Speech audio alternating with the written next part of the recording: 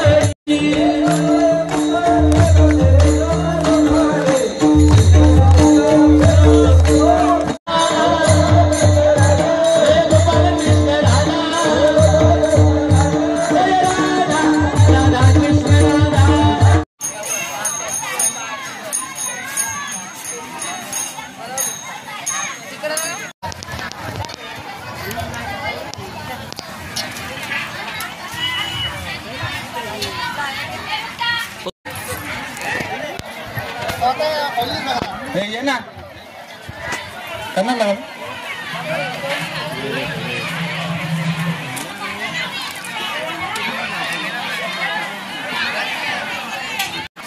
या मंगल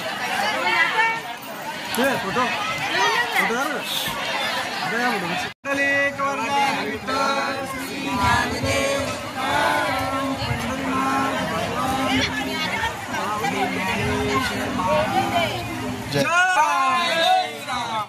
दादा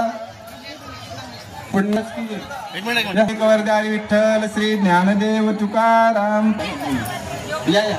चला त्यानंतर मी विनंती करीन की तारी विठ्ठल श्री ज्ञानदेव तुकाराम तारी विठ्ठल चला भारतीय गणेश दादांचा सन्मान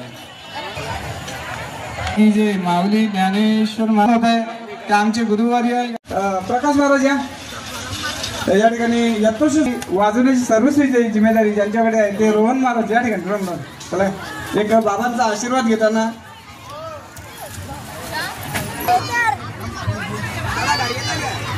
पुंडलिक वर्धारी विठ्ठल श्री तुकाराम पंढर त्यानंतर श्री ज्ञानदेव तुकाराम पंढरनाथ देव तुकाराम तेजस्वीकरण गायकवाड पटकन या तिचे प्रतिनिधी त्यांची सासूबाई आहे जी तुम्ही मंदिरामध्ये दर सोमवारी सजावट बघता ती सजावट सिद्धप्रेमी त्यानंतर लक्ष्मण महाराज पाटील दररोज वेले आजच्या कीर्तनाची सौजन्य हरिभक्त चंद्रभाग्य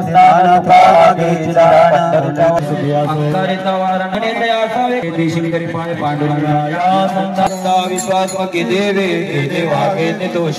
दोषुनी मद द्यावे पसाई दावे जे कळांते व्यंकटी सांडू तैवांचे दुरितांचे तिमिरे जावो विश्वसुदर अनवर्त भूमंडली भेटतो तवा बुधा चला कल्पत्र चार वचे पसा येणे बरे ज्ञान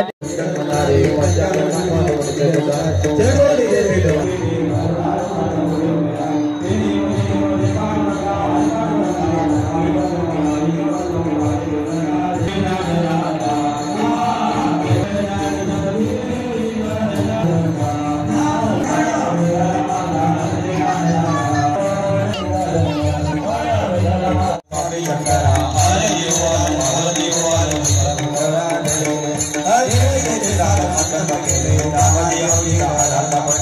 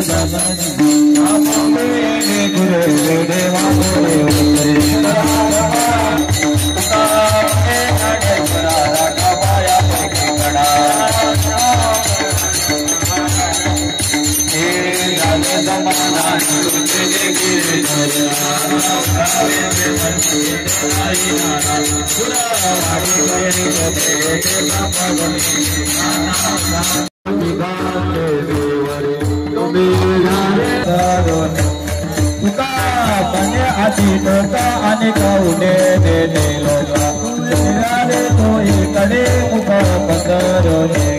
तुका म्हणे हाती टोका आणि कवने देणे लोका तुम्ही निराले तो इकडे मुख पसरवणे आकाशी धरला कृष्ण म्हणे अवघातने प्रकाश वाटू एकमेका वस्तू निकास वाटू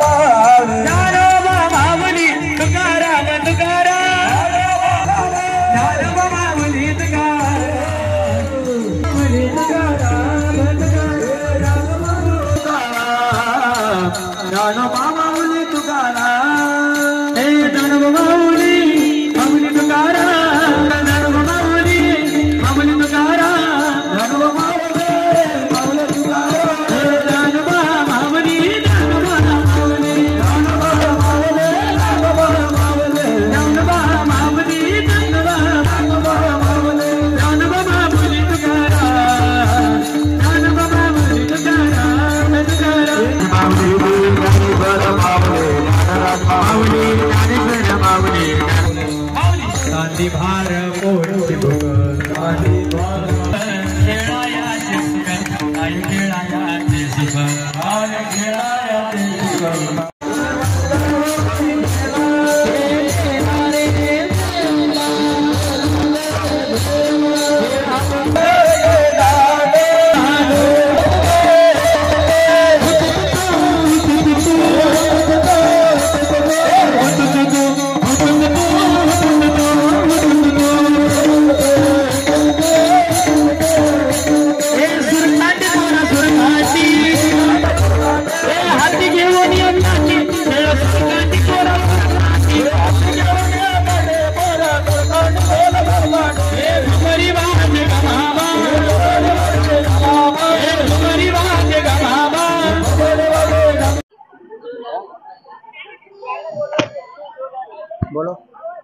आपल्या गावामध्ये आज आपल्या गावामध्ये जवळजवळ 25 वर्धापन दिन आहे, परंतु 25 वर्षामध्ये आम्ही जवळजवळ 21 वर्ष हा एक दिवसाचा सोहळा केला.